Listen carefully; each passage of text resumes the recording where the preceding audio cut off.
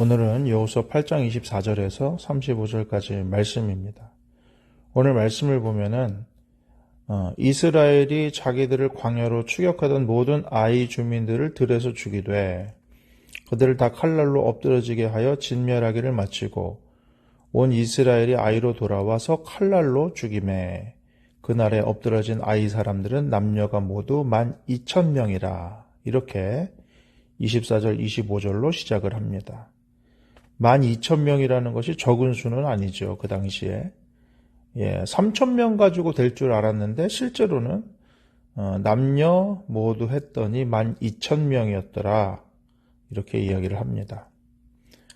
자, 26절 보니까 아이 주민들을 진멸하여 바치기까지 여호수아가 단창을 잡아든 손을 거두지 아니하였다. 하나님께서 여호수아에게 명령하신 것이죠. 단창을 잡아서 손에 들어라. 그래서 싸움이 결판 날 때까지, 끝날 때까지 그것을 계속 들고 있었다는 것입니다. 마치 출애굽기 17장에 아말렉과 이스라엘이 전쟁할 때 모세가 산에 올라가서 손을 들었을 때 이스라엘 백성이 이기지 않았습니까? 그것과 비슷한 분위기입니다. 결국은 아이 주민들 역시 진멸하였다는 것이죠. 자, 그런데 27절은 좀 다릅니다. 오직 그 성읍의 가축과 노력한 것은 여호와께서 여호수아에게 명령하신 대로 이스라엘이 탈취하였더라. 여리고 성일 때는 어떻게 했습니까? 그 성읍의 가축, 생명 있는 건 다 죽였죠. 그런데 탈취했다고 말합니다. 이 이유는 무엇이냐면은 여리고성과 아이성은 좀 다르다는 거예요. 여리고성은 가나안성에 들어가는 첫 성이었지 않습니까? 그 첫 승리를 온전히 하나님께 드려야 됐기 때문에 생명 있는 것은 다 죽였죠. 근데 이제는 그런 의미, 그런 상징성이 사라졌기 때문에 하나님께서 탈취할 수 있게 하셨다는 것입니다.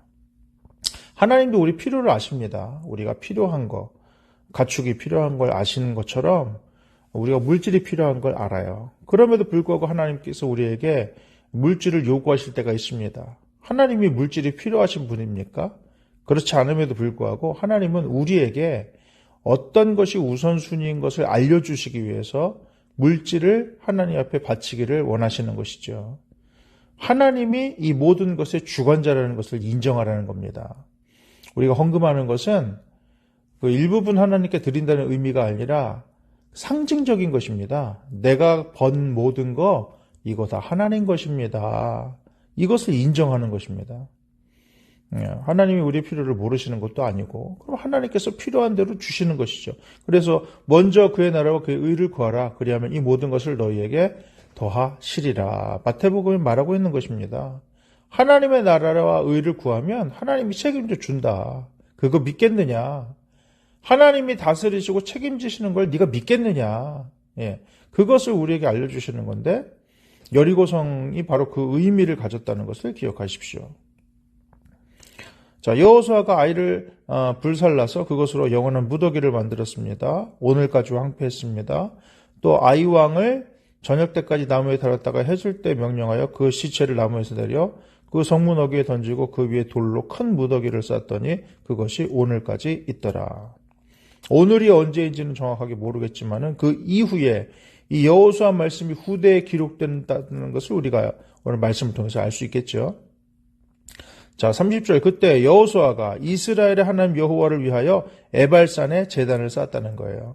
에발산에 제단을 쌓은 이유는 뭐냐면은 신명기 말씀에 모세를 통해서 하나님 주신 말씀이 있죠. 너희가 가나안 땅에 들어가면 에발산에 제단을 쌓아라 하신 말씀이 있기 때문에 말씀대로 쌓은 것입니다. 우리가 이제 에발산이 있고 그리심산이 있는데 우리가 에발산은 저주의 산이고 그리심산은 축복의 산이라고 그렇게 알고 있지 않습니까? 왜냐하면은 그리심산에서는 축복이 선포가 되었고 에발산에서는 저주가 선포되었기 때문인데요. 자, 거기서 제단을 쌓는데 어떻게 했습니까? 쇠연장으로 다듬지 아니한 쇠돌로 만들었다. 사람이 뭔가를 잘 만들려면은 연장을 써가지고 돌을 다듬어야 됩니다. 그런데 뭐라 그래요? 모세 율법책에 기록된 대로 쇠 연장으로 다듬지 않은 새돌로 제단을 만들었다. 돌도 뭐 새돌, 헌돌이 있겠습니까마는 하나님의 제단을 만들 때 인간의 방법을 최대한 사용하지 말라는 것입니다. 우리가 하나님의 일을 할 때 인간적인 방법을 쓰지 말라는 것이에요. 그것을 상징하고 있죠. 그리고 번제물과 화목제물을 그 위에 드렸다. 번제물, 화목제물. 하나님과 그렇게 화목하지 않았었습니다. 아간의 죄 때문에 그렇지 않습니까? 이스라엘의 죄를 하나님께서 아간의 죄를 이스라엘의 모두의 죄로 하나님이 보셨죠. 그래서 하나님과도 화목할 필요가 있었습니다. 그래서 번제물을 드리고 화목제물을 드렸습니다. 그리고 32절에 모세가 기록한 율법을 이스라엘 자손 목전에서 그 돌에 기록했다. 하나님의 말씀을 기록했다는 거예요. 돌에 기록했다. 그래서 우리가 그런 말 하잖아요. 신비에 하나님의 말씀을 새겨주시고 이런 말씀 하지 않습니까? 우리의 마음의 비석에도 하나님의 말씀을 끊임없이 새겨야 되는데 여러분 돌에다가 말씀을 새기는 게 쉽겠습니까? 그 당시의 기술력은 더 힘들었겠죠. 마찬가지입니다. 우리 심령에 하나님의 말씀을 세우고 기록하는 것이 그렇게 만만한 일이 아니에요. 어려운 일입니다. 그래서 우리는 어떨 때 말씀 볼 때 힘들고요. 말씀을 외울 때 더 힘들고요. 말씀대로 살아가려고 하면 더 힘들잖아요. 이것이 어려운 일이지만 해야만 하는 일인 것이죠. 하나님이 기뻐하시는 일이기 때문입니다. 자, 여호와의 언약궤를 맨 레위 사람 제사장들 앞에서 궤 좌우에 사람들이 섰어요. 절반은 그리심산 위에, 절반은 에발산에 섰다는 것입니다. 그리심산, 에발산. 축복과 저주는 말씀 안에 동일하게 있어요. 우리 그런 말 하잖아요. 말씀에는 해야 되는 말씀이 있고 하지 말아야 되는 게 있다. 하라는 게 있고 하지 말라는 게 있다. 맞습니다. 말씀에는 복이 있고 저주가 있다는 것을 우리는 늘 기억해야 됩니다. 그런데 복만 있어, 저주는 없어 이렇게 생각하는 사람이 있고요. 아유 그런다고 복 받냐? 이런 사람이 있는 거예요. 말씀을 다 무시하는 겁니다. 명확하게 성경에서는 복과 저주가 있다고 이야기합니다. 말씀에 기록되어 있어요. 그 말씀을 아멘으로 받아줄 수 있는 자가 복된 자죠. 그래서 34절에 여호수아가 율법서에 기록된 모든 것대로 축복과 저주하는 율법의 모든 말씀을 낭독했다. 낭독하지 아니한 말이 하나도 없었다. 이렇게 말합니다. 복과 저주가 말씀에 있다는 거. 우리가 살아갈 때 복과 저주가 있는데 그게 그냥 됐다고 생각하지 않았으면 좋겠어요. 옛날에 영국이나 이런 데서 이신론이라는 게 나왔지 않습니까? 그게 뭡니까? 하나님이 천지를 창조하고 나서 그걸 그냥 자연법칙 아래 던져뒀다는 거예요. 그리고 나서는 알아서 살라는 것입니다. 그게 이신론이에요. 이제는 더 이상 물질적인 이 세계에 관섭하지 않으신다는 거예요. 근데 여러분 여호수아를 보고 성경 전체를 보면은 하나님께서 그 이후에 오랜 시간에서도 개입을 하시잖아요. 성경의 하나님은 어떤 하나님이냐면 이 역사 속으로 계속적으로 뚫고 들어오셔서 말씀하시고 인격적으로 교제하시고 복 내리시고 어떨 땐 저주하시고 적극적으로 개입하시고 관여하시는 하나님이시라는 것이 성경의 이야기입니다.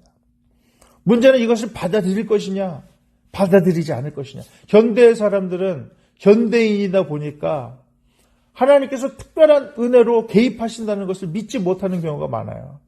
그걸 뭐라 그럽니까? 믿음이 없다 그러는 거예요. 말씀에 대한 믿음이 소멸된 경우가 있지 않습니까? 그런데 무슨 말씀을 지키려고 하겠습니까? 이제 예수 그리스도 때문에 모든 게 다 끝났어.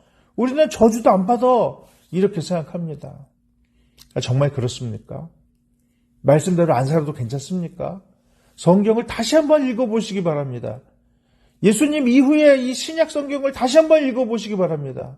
예수님이 오셨다 가셨기 때문에 마음대로 살아도 된다고 그랬습니까? 그렇지 않아요.